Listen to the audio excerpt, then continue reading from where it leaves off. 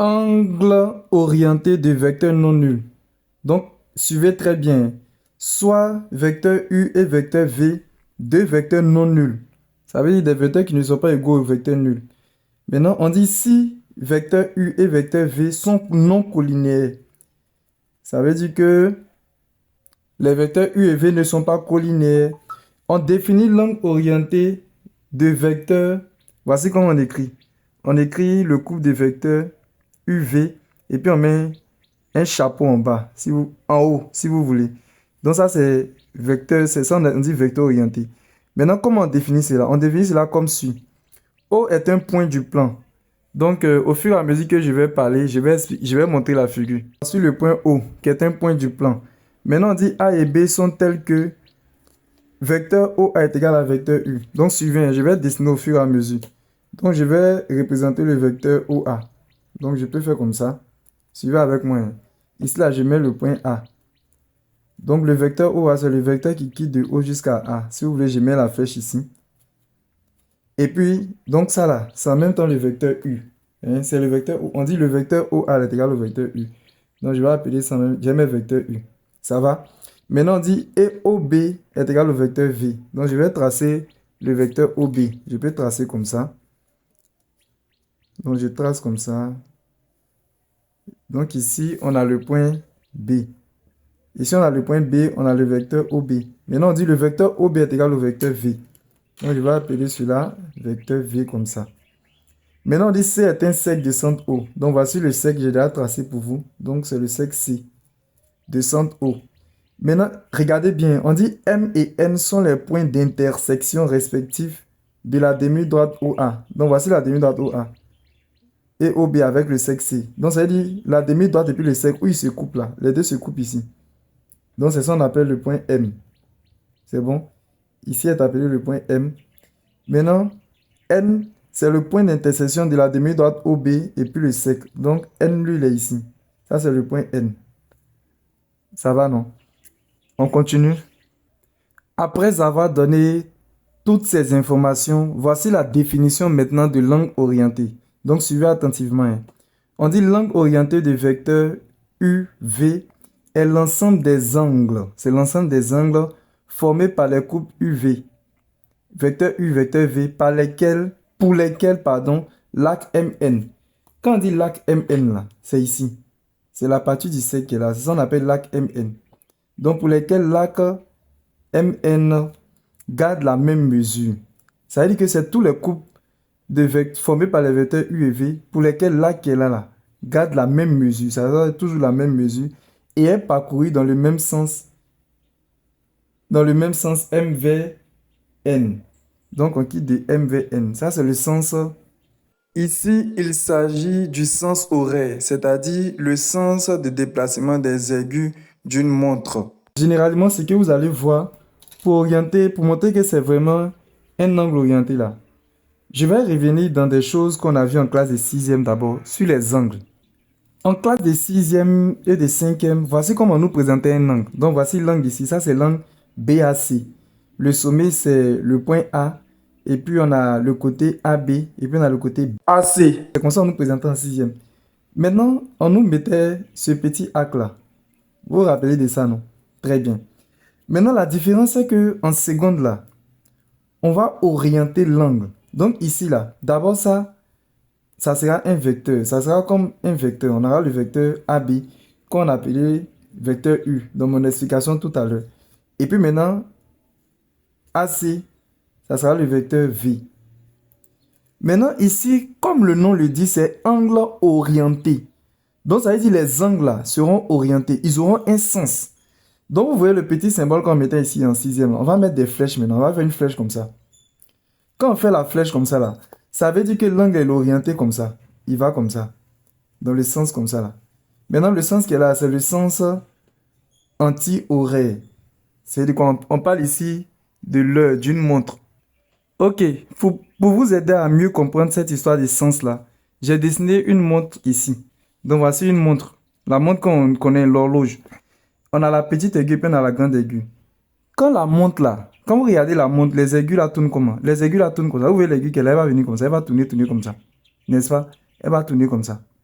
Donc, de la manière les aiguilles d'une montre tournent là, ça tourne comme ça. Regardez, hein, je mets la flèche pour vous. Ça tourne comme ça. Sa manière de tourner, on appelle ça le sens oreille. On appelle ça sens oreille, c'est-à-dire sens de l'heure. Ou bien on appelle ça sens indirect. Donc les aiguilles d'une montre, on appelle ça le sens indirect. Ou bien sens oreille. Voilà, sens de l'heure. Dans les aiguilles la tournent, c'est sens de l'heure. Donc sens indirect. Maintenant, il y a le sens contraire. Les aiguilles d'une montre la tournent pour aller comme ça, non? C'est que le sens contraire, c'est comment? Si les aiguilles devaient tourner dans le sens contraire, elles allaient partir comme ça. Elles allaient partir vers le haut comme ça. Là. Donc ça, on appelle ça le sens direct. C'est ce sens-là qui est le sens direct. C'est le sens positif en mathématiques. Ou bien on appelle ça le sens anti-horaire. Vous voyez que ça va dans le sens contraire des aiguilles d'une montre. Ça, on dit anti-horaire. Ça, c'est le sens anti-horaire.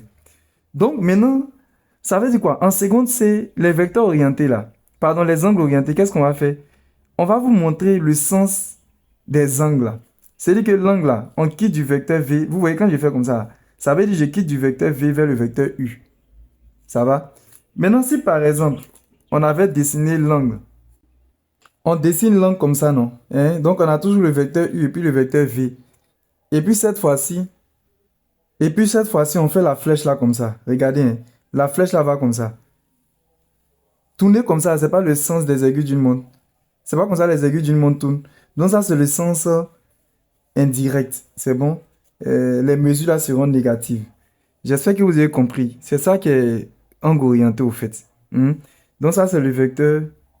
C'est l'angle, on note ça comme ça, l'angle orienté U vecteur V. Voilà, on quitte de U vers V. Maintenant, ça là, c'est l'angle orienté vecteur. On quitte de vecteur V vers vecteur U. On va mettre vecteur V, vecteur U. Voilà, donc les deux là, par rapport au sens là, c'est comme s'ils ne sont pas la même chose. C'est ça qui est angle orienté. C'est orienté, l'angle orienté. Maintenant, nous allons voir quelques propriétés importantes. On dit si les deux vecteurs U et V sont orthogonaux. C'est quoi on appelle deux vecteurs orthogonaux? On dit que deux vecteurs non nuls sont orthogonaux lorsqu'ils sont des vecteurs directeurs de deux droites perpendiculaires. Ça veut dire quoi? Si tu as deux droites perpendiculaires, j'espère que tout le monde maîtrise deux droites perpendiculaires. Je vais dessiner rapidement deux droites perpendiculaires. Donc ici, nous avons ces deux droites-là qui sont perpendiculaires. Voilà, elles viennent former un endroit ici. Vous voyez, on a deux droites perpendiculaires. Bon, je vais retourner comme ça. Donc, les deux droites là sont perpendiculaires. Je vais appeler la droite en haut là, delta. Et puis la droite qui est ici, je vais l'appeler la droite L. Les deux droites là sont perpendiculaires, non? Si tu as un vecteur ici, par exemple le vecteur U qui est comme ça là. Le vecteur U. Lui, c'est le vecteur directeur de la droite L. Maintenant, si on prend le vecteur V ici, lui, c'est le vecteur directeur de la droite delta. Maintenant, comme les deux sont des vecteurs directeurs de deux droites perpendiculaires, c'est ça on dit les vecteurs U et V là sont orthogonaux. Ça va? Donc, ici, par exemple, regardez ce dessin-là. OB représente le vecteur V. Le vecteur OB représente le vecteur V. Et puis le vecteur OA représente le vecteur U. Donc, vous voyez, la droite qui se trouve ici et puis la droite qui se trouve ici. Ou bien, si vous voulez, la demi-droite qui se trouve ici et puis la demi-droite qui se trouve ici, forment un angle droit. C'est bon? Donc, les vecteurs U et V, là, on dit qu'ils sont orthogonaux. Maintenant, qu'est-ce que cette propriété-là dit? Si les deux vecteurs U et V sont orthogonaux, alors l'angle orienté de vecteur UV est appelé angle orienté droit. Pourquoi? Parce que vous voyez ça, c'est un angle droit. Hein? C'est un angle droit. Donc, on appelle ça angle orienté droit. Maintenant, on aura angle orienté droit positif. Et puis, on aura angle orienté droit négatif. À quel moment ça sera positif? Si, maintenant suivez, si l'arc MN, c'est-à-dire quand on quitte de M vers N là, est parcouru dans le sens positif. Le sens positif, c'est le sens contraire des aiguilles d'une montre. Si on parcourt comme ça, voilà, si l'arc est parcouru comme ça, c'est-à-dire que si on quitte de M vers N et puis on considère que c'est comme ça on vient. Genre la flèche est comme ça là. L'arc là, si l'arc là vient comme ça. Voilà, si l'arc là, vous voyez la flèche non? Ça veut dire que l'arc là quitte du point M vers le point N. Donc ça, par rapport à la figure que j'ai fait, ici c'est le sens horaire, c'est-à-dire le sens de déplacement des aiguilles d'une montre. Donc je vais vous expliquer cela d'abord. Si l'arc là fait comme ça, excusez-moi, ça c'est le sens des aiguilles d'une montre. Ça c'est le sens négatif. Vous avez compris? Ici par exemple c'est le sens négatif. Si on veut le sens positif là, par exemple M allait être, on allait mettre par exemple M ici, et puis N ici. Suivez, hein. Suivez. J'espère que vous n'êtes pas trop embrouillé. Si on prend par exemple MN, quand on dit MN, on a quitté de MVN, non? Donc on allait aller comme ça. Vous voyez, non? On va comme ça.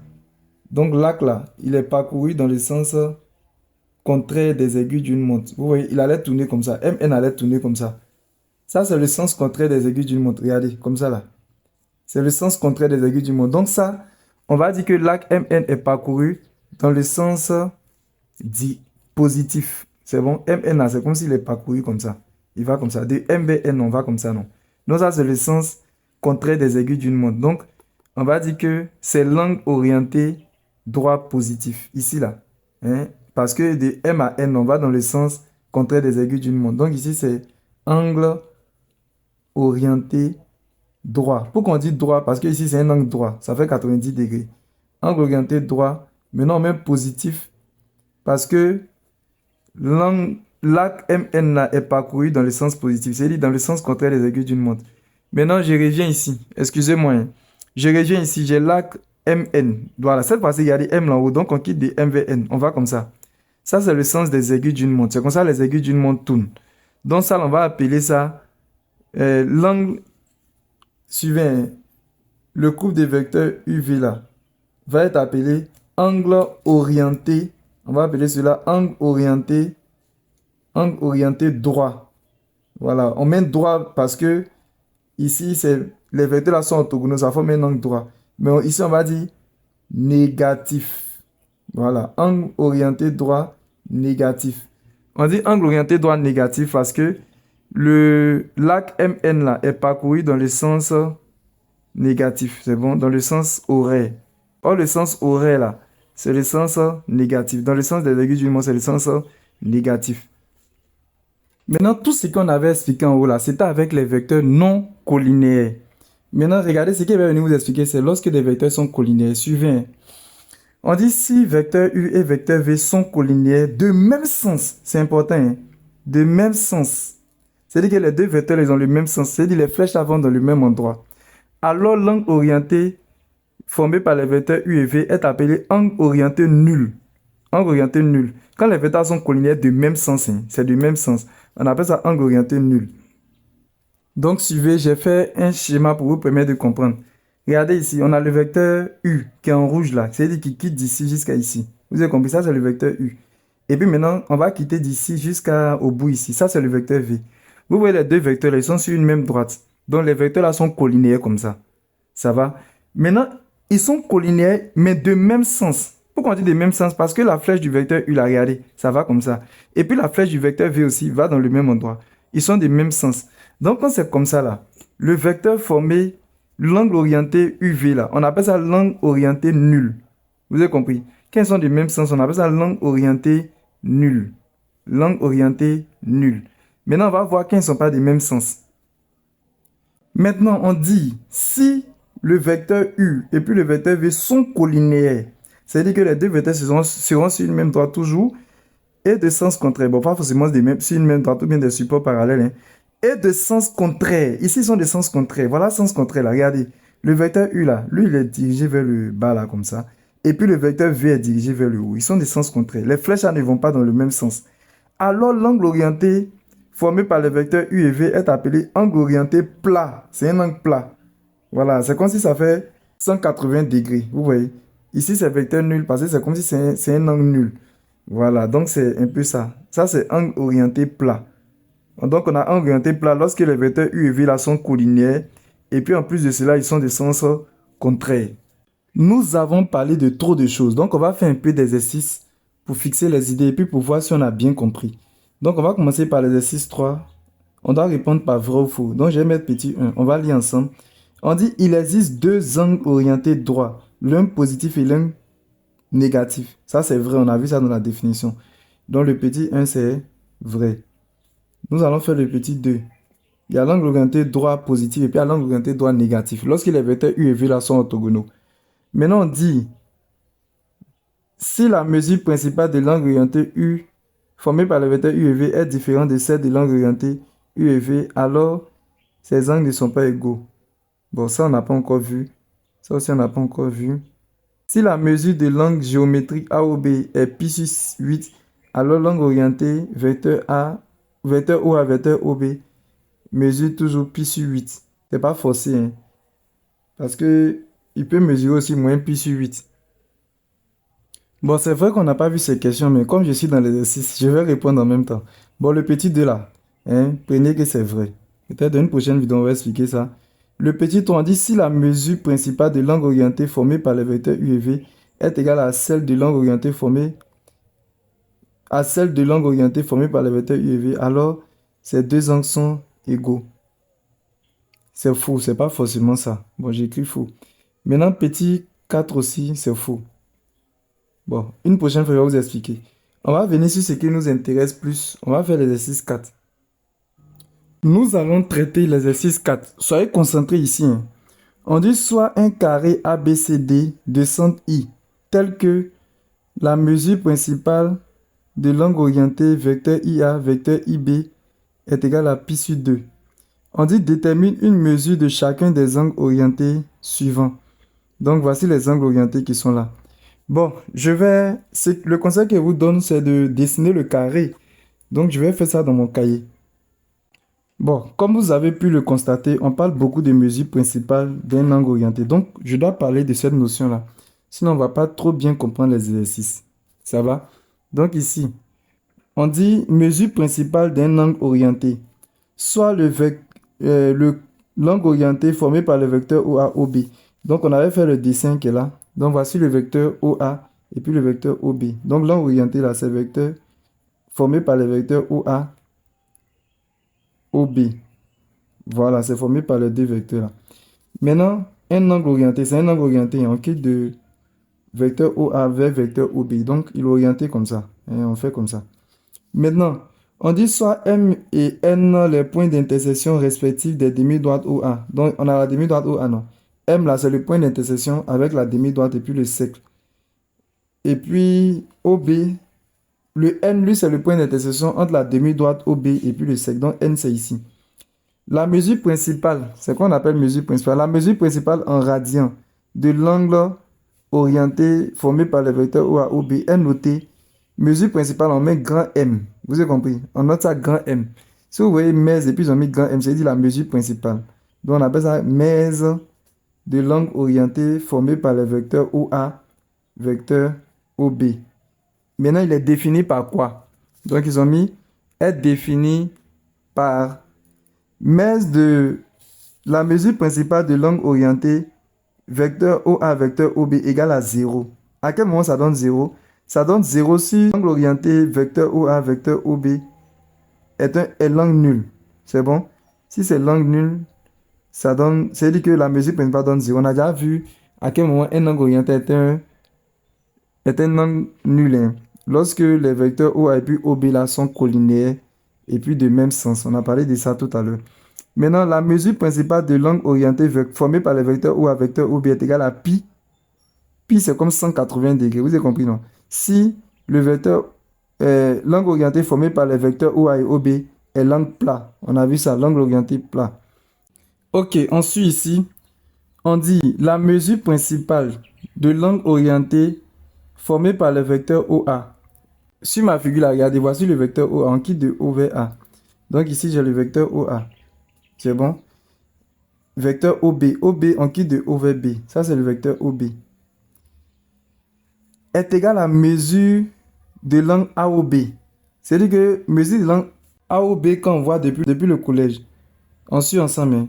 La mesure principale de l'angle orienté formé par les vecteurs OA et OB est égal à mèse de l'angle AOB. Voilà. Maintenant, à quel moment, à quelle condition? Donc, voici la condition. Si l'angle orienté formé par les vecteurs OA-OB n'est ni l'angle nul. D'abord, il ne doit pas être l'angle nul, ni l'angle plat. Il ne doit pas être l'angle plat. Et le sens du déplacement, suivez cette phrase, c'est important. Et le sens du déplacement de M vers N, du point M vers le point N, sur le petit arc MN est le sens direct. C'est quoi on appelle sens direct? Sens direct, là, c'est par rapport au déplacement des aiguilles d'une montre. J'ai dessiné une montre ici pour vous faire comprendre. Vous voyez, ça là, c'est une montre, une horloge. Il y a la petite aiguille et la grande aiguille. Comment les aiguilles d'une montre tournent? Vous tous savez que les aiguilles d'une... Vous voyez la grande aiguille là, ça va tourner comme ça. N'est-ce pas? Ça va venir comme ça. Ça tourne comme ça. Ça, c'est le sens des aiguilles d'une montre. Ça va? On appelle ça le sens indirect. Maintenant, il y a le sens direct. Le sens direct là, non? Hein? C'est le sens contraire des aiguilles d'une montre. Suivez. Les aiguilles d'une montre là tournent comme ça.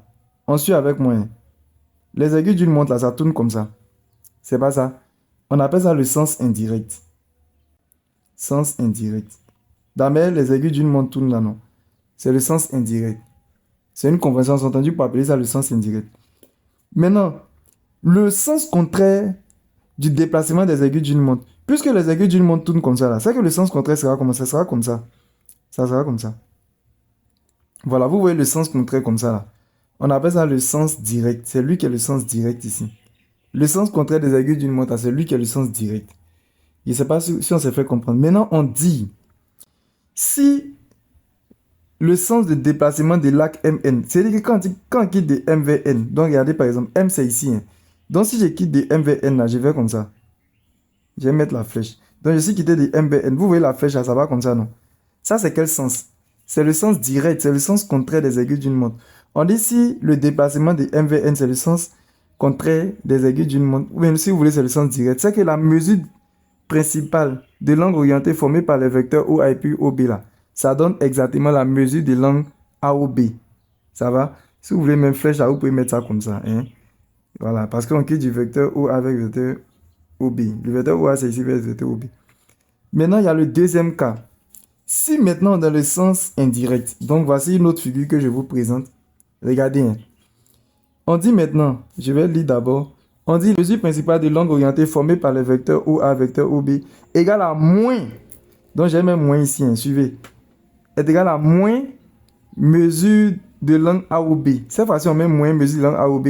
Si l'angle orienté formé par les vecteurs OA et OB n'est ni l'angle nul, comme d'habitude, ni l'angle plat, et le sens de déplacement de MVN sur le petit arc MN est de sens indirect. Regardez, cette fois-ci là, regardez, hein, quand on quitte de MVN, voici M en haut, voici N en bas. Quand on quitte de MVN là, ça c'est le sens quoi? C'est quand on se déplace du point M vers le point N. Regardez, ça c'est le sens comment? C'est comme ça les aiguilles d'une montre tournent. Donc ça c'est le sens indirect. Voilà.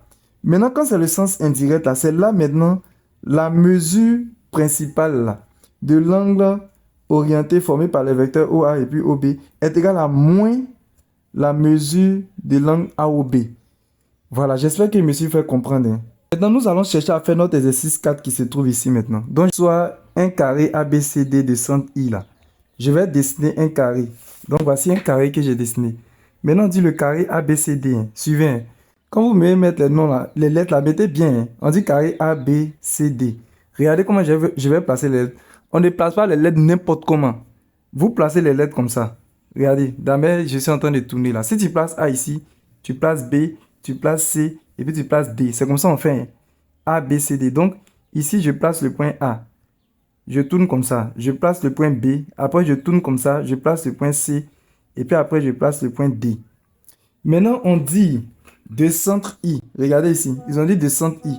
Pour trouver le centre du carré, c'est simple. Vous tracez les diagonales. Donc, je vais tracer les diagonales comme ça. Bon, avant de tracer les diagonales, il faudrait que je vous dise quelque chose. Dans un carré, là, les angles qui sont ici, là, l'angle qui est ici, là, c'est un angle droit. Il fait 90 degrés. Vous avez compris? Maintenant, 90 degrés, là, si on veut mettre en radian, là, c'est pi sur 2. Donc, ici, là, c'est comme si l'angle qui est là fait pi sur 2. Ici aussi, l'angle qui est là, c'est 90 degrés. C'est un angle droit. Il fait pi sur 2. Ici aussi, l'angle qui est là, c'est un angle droit. C'est pi sur 2. Ici aussi, l'angle qui est là, c'est un angle droit. 90 degrés, pi sur 2. Maintenant, je vais tracer maintenant le centre du carré. Donc, pour cela, je vais tracer les diagonales. Donc, on aura la diagonale AC. Et puis, on aura la diagonale DB. Très bien. Maintenant, où les deux diagonales se coupent ici, là. Ça, c'est le point I. Ça représente le point I. Donc, ici, là, je vais écrire I. Voilà. Maintenant, après avoir placé le point I, on va chercher à déterminer les mesures de chacun des angles orientés. Suivez comment on va procéder, hein. On dit de trouver la mesure principale des langues orientées formée par les vecteurs IA, ID. Vecteur IA là, c'est comme ça. Suivez, hein. Le vecteur IA, je vais mettre ça au crayon, c'est des IVA, c'est ce vecteur là. Et puis le vecteur ID, c'est des IVD. Maintenant, quand on dit langue orientée, on va faire des flèches. On dit on quitte du vecteur IA vers le vecteur ID. Donc c'est comme ça. C'est l'angle qui est ici là. Regardez, j'ai mis la flèche là, c'est important, ça va nous aider. Maintenant, l'angle qui est ici, il fait combien de degrés? Il fait 90 degrés. Vous avez compris? Les diagonales du carré là forment un angle droit. Donc ici là, si je prends par exemple mon équerre, vous voyez que ça fait 90 degrés, non? Donc ça veut dire que l'angle qui est là, il fait 90 degrés. 90 degrés en radian, ça fait pi sur 2. Je vais vous montrer un tableau, hein? Regardez ce tableau là. Bon, je vais casser les cosinus sinus là. Vous voyez, un angle qui fait 90 degrés là. Regardez, un angle qui mesure 90 degrés en radian, ça fait pi sur 2. Donc, en temps normal, je dois écrire quoi? Mesure principale formée par les vecteurs IA et puis ID, ça fait 90 degrés, pi sur 2. Mais avant de mettre pi sur 2, je vais réfléchir. Est-ce que je vais mettre moins pi sur 2 ou bien est-ce que je vais mettre plus pi sur 2? Ça va dépendre maintenant de la flèche là. J'ai mis flèche là, c'est pas cadeau. Vous regardez la flèche là, est-ce que ça va dans le sens contraire des aiguilles d'une montre ou bien dans le sens des aiguilles d'une montre? Le sens direct. Si c'est le sens direct, on met plus. Si c'est le sens indirect, on met moins. Donc, regardez comment la flèche ça tourne. Suivez avec moi, ça tourne comme ça. Ça tourne comme dans le sens contraire des aiguilles d'une montre. Je vais remettre une montre devant vous pour que vous puissiez mieux comprendre. Donc, voici une montre que je mets devant vous ici. Voici la montre.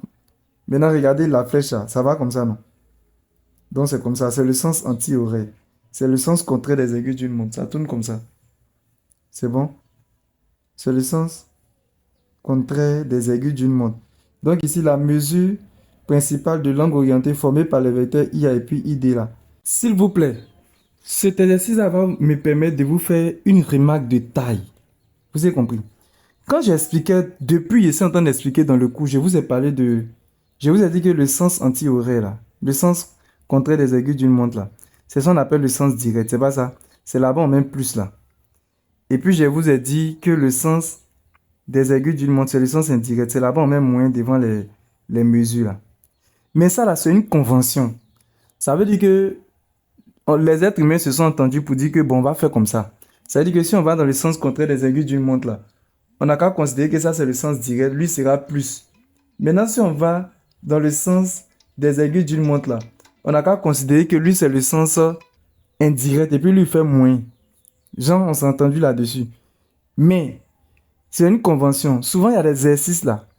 Si votre professeur veut là, lui, il peut changer le sens là. Il va vous donner quelque chose qui va faire que on va pas prendre la convention. Lui, il veut que ça fonctionne de sa façon. Lui, il peut dire, votre professeur peut décider que non.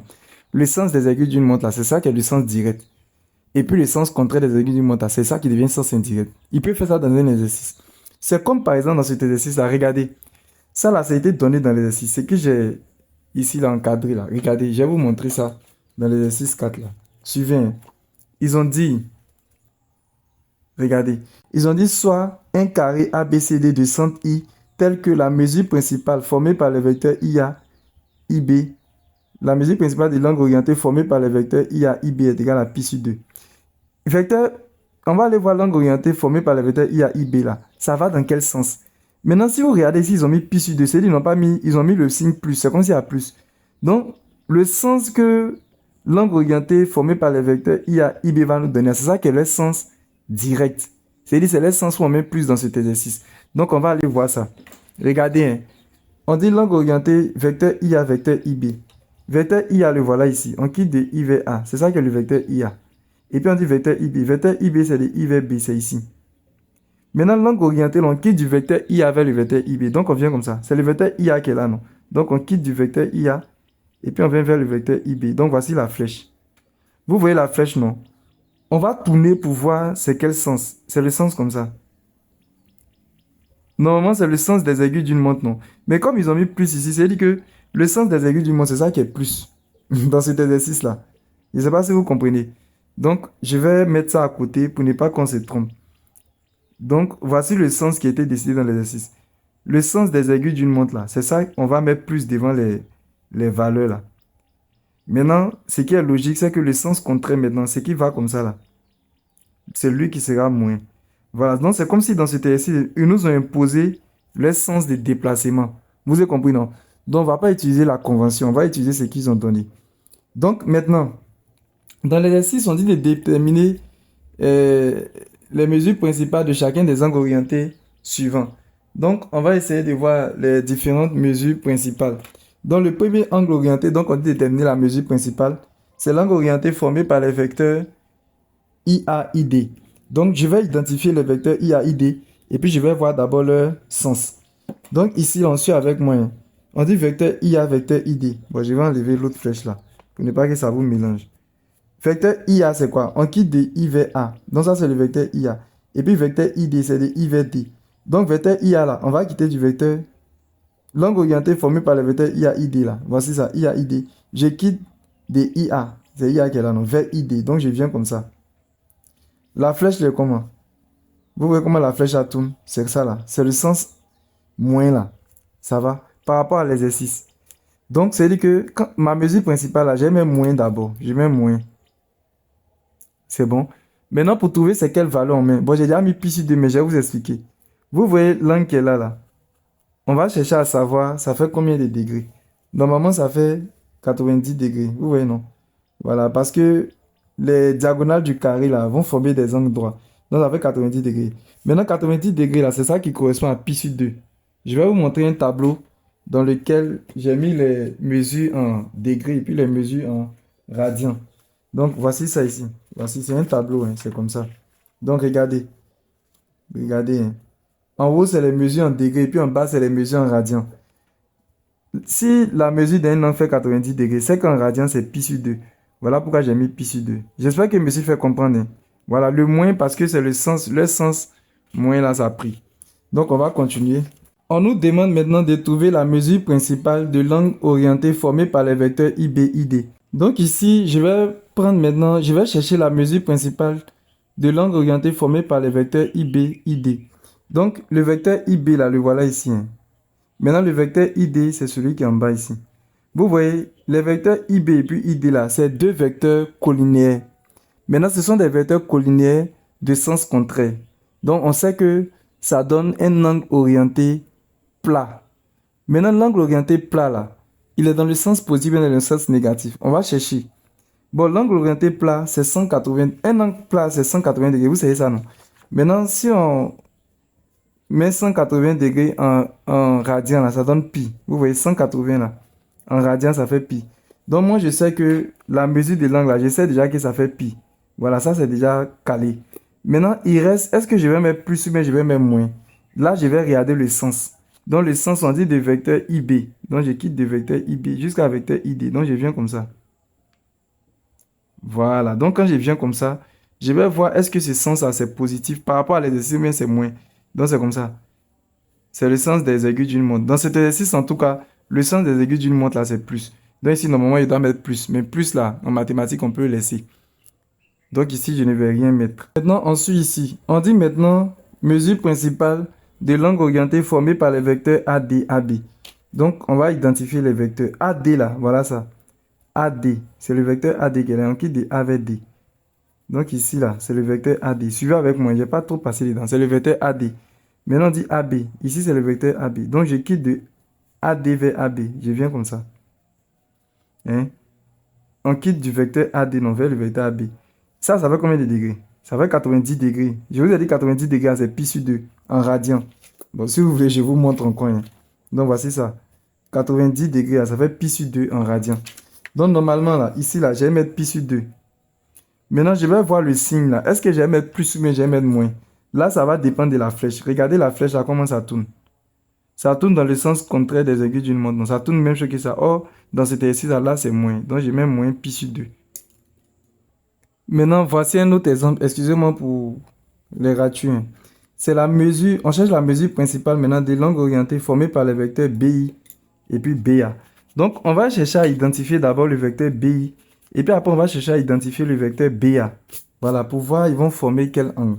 Donc, le vecteur BI. Voici, on dit de B vers I. On clique comme ça. C'est le vecteur BI qui est là. Je vais mettre. C'est le vecteur BI. C'est bon, tout le monde voit le vecteur BI.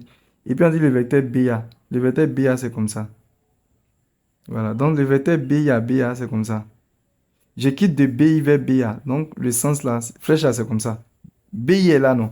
Je vais vers BA. Donc, la flèche sera comme ça. Maintenant, ici, là, ça fait combien de degrés? Vous savez que l'angle qui est là, c'est la moitié de 90, non? Voilà, parce que la diagonale, là, ça partage l'angle là en deux angles de même mesure. Donc, ici, ça fait 45 degrés. Ce que vous voyez là, c'est 45 degrés. Maintenant, 45 degrés, ça correspond à quoi en radian? Voici ça. 45 degrés, ça correspond à pi sur 4 en radian. Maintenant, pi sur 4. Je vais chercher à savoir s'il va faire moins pi sur 4 ou bien plus pi sur 4.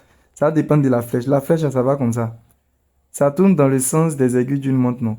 Or, dans l'exercice ici, le sens des aiguilles d'une montre, c'est plus. Donc, ça dit que la mesure de ça, ça fait pi sur 4. Normalement, c'est plus pi sur 4, mais plus pi sur 4, c'est comme pi sur 4. Nous allons voir le dernier cas. On dit la mesure principale de l'angle orienté formé par les vecteurs DB et DC. Le vecteur DB, où il est? Quand on dit DB, on quitte de D vers B. Donc, le vecteur DB, le voilà ici. Le vecteur DB, c'est de D vers B. Maintenant, après, on dit DC. Donc, DC, c'est ici. C'est de D vers C, ici, là. Voilà. Donc, maintenant, comme c'est l'angle orienté formé par le vecteur DB, on va de DB vers DC. Donc, on vient comme ça. Voilà. Ça, c'est le vecteur DB. Hein. On quitte du vecteur DB vers le vecteur DC. Ça nous permet de connaître le sens. Maintenant, ici, là, comme je vous ai expliqué là-haut, ça fait les mêmes 45 degrés parce que ça, c'est la moitié. Ça fait 45 degrés. 45 degrés, c'est pi sur 4. Maintenant, on n'a qu'à regarder le sens là. Le sens là, vous voyez, c'est le sens des aiguilles d'une montre. Dans cet exercice, là, le sens des aiguilles d'une montre, c'est plus. C'est le plus. Donc, ici, là, c'est-à-dire que la mesure principale de l'angle orienté formé par les vecteurs DB et DC, c'est pi sur 2. Voilà. Nous allons attaquer l'exercice 5. On dit ABC est un triangle rectangle isocèle direct en A. Bon, quand on dit direct là, hein, ici on va prendre la convention. C'est-à-dire que les angles là seront dans le sens direct, c'est-à-dire que le sens contraire des aiguilles d'une montre. On dit de déterminer les mesures suivantes. Mesure principale de l'angle formé par le vecteur BABC. Mesure principale de l'angle orienté formé par le vecteur CACB, ainsi de suite. J'ai recopié l'exercice. Donc, c'est l'exercice 5 page 176 des pyramides J d'édition. On dit ABC est un triangle rectangle. Rectangle, ça veut dire qu'on aura un angle droit. Bon, ils ont déjà dit rectangle en A. Donc, voilà ça ici. Maintenant, il y a un angle droit là. Après, je vais vous parler de ça, c'est important. Maintenant, on dit isocèle. C'est-à-dire qu'il est isocèle encore. Or, dans un triangle isocèle là, les angles de la base là ont la même mesure. Direct. Direct, c'est par rapport au sens. Voilà, donc si je prends par exemple, si ça c'est une montre, comme eux ils ont dit direct là, ils n'ont pas précisé, c'est la convention. Donc le sens contraire des aiguilles d'une montre là, c'est comme ça, non? Voilà. Si vous avez une montre là, la montre, j'ai dessiné quelques aiguilles. La montre là, les aiguilles de la montre là tournent comme ça, non? Maintenant le sens contraire, si les aiguilles de la montre là tournent comme ça là, c'est que le sens contraire c'est vers le haut. C'est ça qui est direct là, c'est ça qui est plus. Maintenant, le sens contraire, lui, sera comme ça. C'est le sens des aiguilles d'une montre. Le sens des aiguilles d'une montre là, lui, c'est moins. Voilà. Maintenant, on dit de déterminer les mesures principales. Par exemple, mesure principale des langues orientées formées par les vecteurs BA et puis vecteur CA. Bon, avant de commencer, mais je vais vous donner les mesures des langues. On va décortiquer ça. Ici, là, où il y a A là, lui, il fait 90 degrés. Voilà. Angle droit, lui, fait 90 degrés. Maintenant, normalement, la mesure de l'angle qui se trouve ici, plus la mesure de l'angle qui se trouve ici, et puis plus la mesure de l'angle qui se trouve ici, normalement les trois là, 1, 2, 3, les trois doivent donner 180. Quand on additionne les trois, ça fait 180. Maintenant, l'angle droit à lui seul, il a pris 90 degrés. C'est que les deux, lui seul, il a déjà pris 90. C'est que les deux là, quand on va les additionner, eux aussi vont donner 90. Hein. Voilà, donc c'est dit les deux là doivent faire 90. Maintenant, comme c'est un triangle isocèle là, les deux là, ils ont même mesure. Donc, on fait 90 divisé par 2. Ici, ça fait 45 degrés.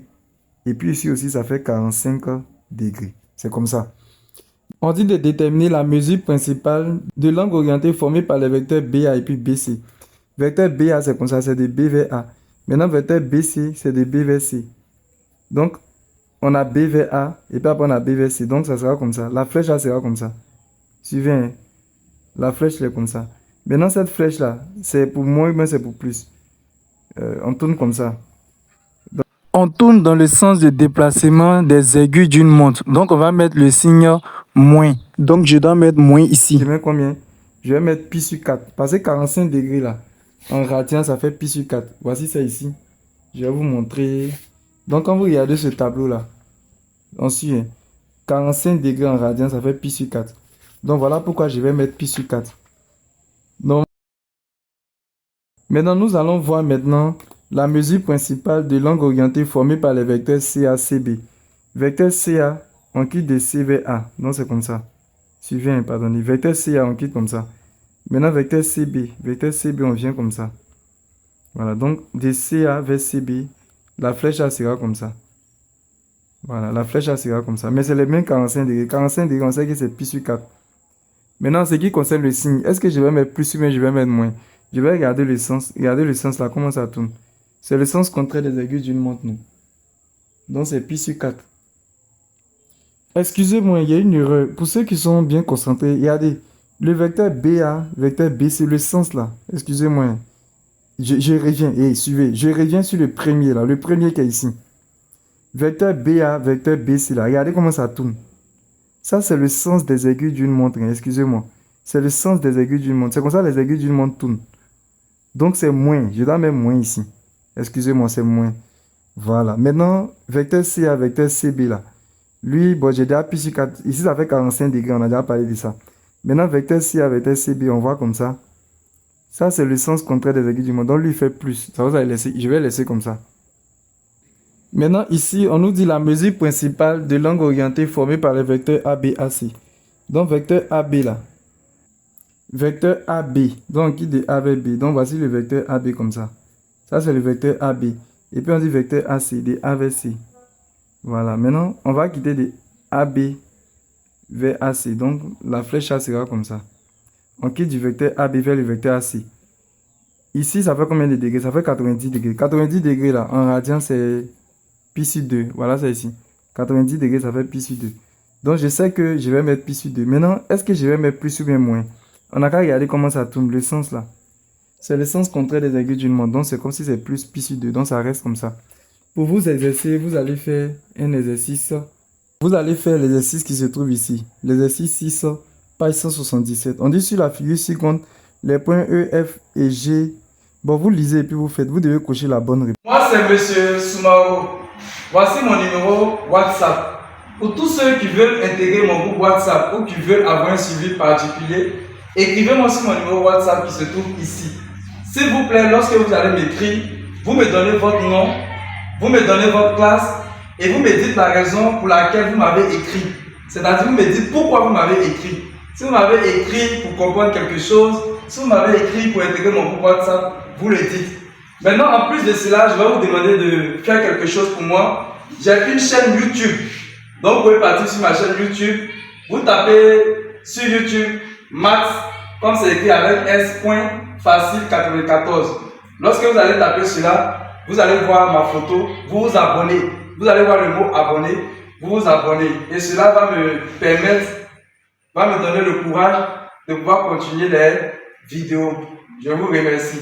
N'oubliez pas de vous abonner aussi, de liker la vidéo, de la partager et de la mettre en favori. Pour toutes vos questions, veuillez les poser dans les commentaires. Merci.